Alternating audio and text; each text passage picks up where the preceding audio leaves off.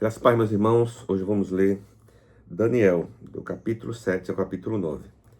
No primeiro ano do reinado de Belsazar, rei da Babilônia, Daniel teve um sonho e visões que passaram diante de seus olhos, quando ele estava deitado em sua cama. Logo depois, ele escreveu o sonho fazendo um resumo de todas as coisas. Daniel disse: Eu estava olhando durante a minha visão de noite e eis que os 4 ventos do céu agitaram um grande mar. 4 animais grandes, diferentes uns dos outros, subiam do mar. O primeiro era como um leão e tinha asas de águia. Enquanto eu o olhava, as suas asas foram arrancadas e ele foi levantado da terra e posto em pé, para que andasse como um homem, e foi dada a ele uma mente humana. A seguir apareceu o segundo animal, semelhante a um urso, o qual se levantou sobre um dos seus lados. Na boca, entre os dentes, fazia 3 costelas. Ele dizia: Levante-se e devore muita carne. Depois disso, continuei olhando, e eis que apareceu outro animal, semelhante a um leopardo. Tinha nas costas 4 asas de ave. Este animal tinha também 4 cabeças e foi-lhe dado domínio. Depois disto, eu continuava olhando nas visões da noite, e apareceu o quarto animal, terrível, espantoso e muito forte. Tinha grandes dentes de ferro. Ele devorava, fazia em pedaços e pisava com os pés o que sobrava. Era diferente de todos os animais que apareceram antes dele, e tinha 10 chifres. Enquanto eu observava os chifres, eis que entre eles subiu outro chifre pequeno, diante do qual 3 dos primeiros chifres foram arrancados. E eis que neste chifre havia olhos, com os olhos como olhos de ser humano, com uma boca de falta e uma boca que falava com arrogância. Continuei olhando até que foram postos uns tronos, e um ancião de dias se assentou. Sua roupa era branca como a neve, os cabelos da cabeça eram como a lã pura. O seu trono era chamas de fogo, e a roda do trono era fogo ardente. O rio de fogo manava e saía de diante dele. Milhares de milhares o serviam, e milhões de milhões estavam diante dele. Foi instalada a sessão no tribunal e foram abertos os livros. Continuei olhando por causa do som das palavras arrogantes que o chifre proferia. Fiquei olhando e vi que o animal foi morto, e o seu corpo foi destruído e entregue para ser queimado. Quanto aos animais, foi-se-lhe tirado o domínio, mas foi-lhe dado prolongação da vida por um prazo e um tempo. Eu estava olhando nas minhas visões da noite, e eis que vinha com as nuvens do céu alguém como o filho do homem.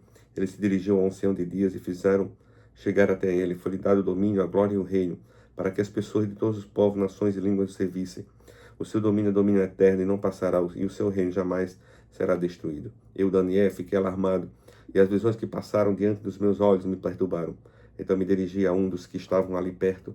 Ele pedia a verdade a respeito de tudo isso. Ele falou comigo e me fez saber a interpretação das coisas. Estes grandes animais, que são 4 reis que se levantarão da terra. Mas os santos do Altíssimo receberão o seu reino, e o possuirão para todo sempre, de eternidade e eternidade. Então tive desejo de conhecer a verdade a respeito do quarto animal, que era diferente de todos os outros, muito terrível, cujos dentes eram de ferro, cujas garras eram de bronze, que devorava, fazia em pedaços e pisava com os pés o que sobrava. Também quis saber a respeito dos 10 chifres que ele tinha na cabeça, e do outro chifre que subiu, diante do qual caíram 3 chifres, ou seja, aquele chifre que tinha olhos e uma boca que falava com arrogância, e que parecia mais forte do que os outros chifres. Enquanto eu olhava, eis que um chifre fazia guerra contra os santos e estava vencendo. Até que veio um ancião de dias e fez justiça aos santos do Altíssimo. E veio o tempo em que os santos possuíram o reino. Então ele disse: O quarto animal será o quarto reino da terra, que será diferente de todos os outros reinos. Ele devorará toda a terra, e a pisará com os pés e a fará em pedaços. Os 10 chifres correspondem a 10 reis, que se levantarão daquele reino. Depois dele se levantará outro rei, que será diferente dos primeiros, e derrotará 3 reis. Ele falará contra o Altíssimo, e oprimirá os santos do Altíssimo, e tentará mudar os tempos e a lei. Os santos serão entregues nas mãos deles, por um tempo, tempos da metade de um tempo, mas depois será instalada a sessão do tribunal para lhe tirar o domínio, para o destruir e o consumir até o fim. O reino, o domínio e a majestade dos reinos debaixo de todo o céu serão dados ao povo dos santos do Altíssimo. O seu reino será um reino eterno, e todos os domínios o servirão e lhe obedecerão. Aqui termina a explicação. Quanto a mim, Daniel, os meus pensamentos muito me perturbaram, e o meu rosto empalideceu, mas guardei estas coisas no meu coração. Capítulo 8. No terceiro ano do reinado do rei Belsazar, eu, Daniel, tive uma visão. Isto aconteceu depois daquela visão que eu tive anteriormente. Quando tive a visão, parecia que eu estava na cidade de Suzã, que fica na província de Elão. Nesta visão, eu estava junto ao rio Ulai. Levantei os olhos, e eis que diante do rio estava um carneiro, que tinha 2 chifres. Os 2 chifres eram compridos, mas um era mais comprido do que o outro, e o mais comprido apareceu por último. Vi que o carneiro dava chifradas para o oeste, para o norte e para o sul. Nenhum animal podia resistir a ele, nem havia quem pudesse livrar-se do seu poder. Ele fazia o que bem queria, e assim se engrandeceu cada vez mais. Enquanto eu procurava entender isso, eis que um bode vinha do oeste, percorrendo toda a terra, mas sem tocar no chão. Esse bode tinha um chifre bem visível entre os olhos, foi na direção do carneiro que tinha os 2 chifres, que eu tinha visto diante do rio, e correu contra ele com todo o seu furioso poder. Eu vi quando o bode chegou perto do carneiro. Enfurecido contra ele, o atacou e lhe quebrou os 2 chifres. O carneiro não tinha força para resistir ao bode. O bode jogou o carneiro no chão e o pisou com os pés. Não houve quem pudesse livrar o carneiro do poder do bode.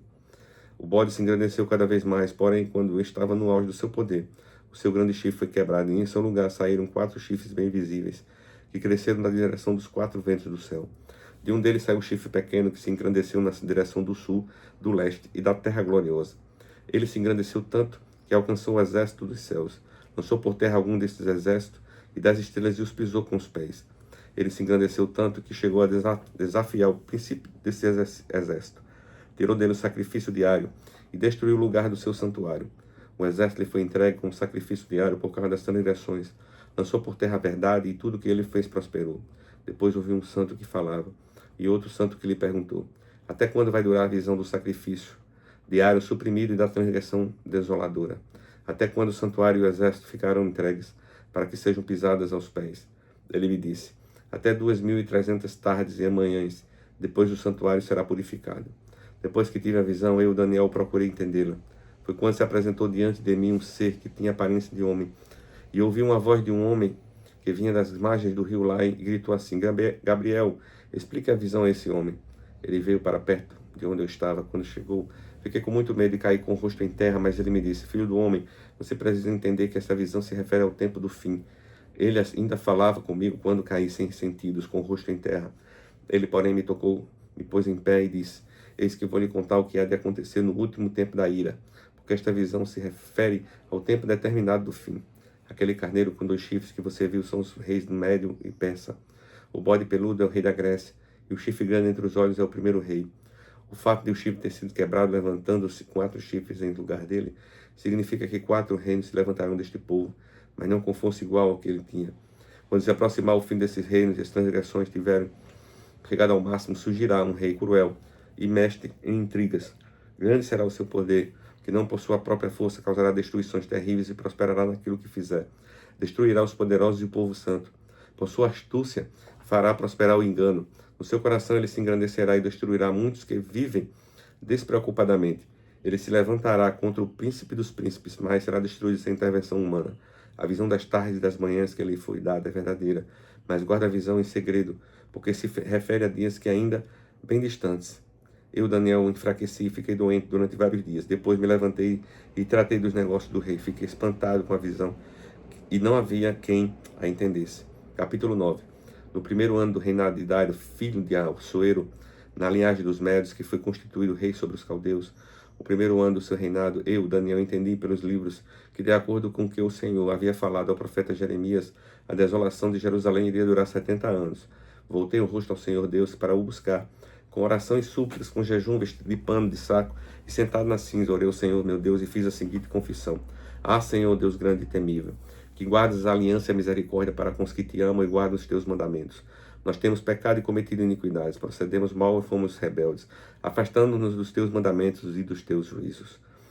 Não demos ouvidos aos teus servos, os profetas, que em teu nome falaram aos nossos reis, aos nossos príncipes e aos nossos pais e a todo o povo da terra.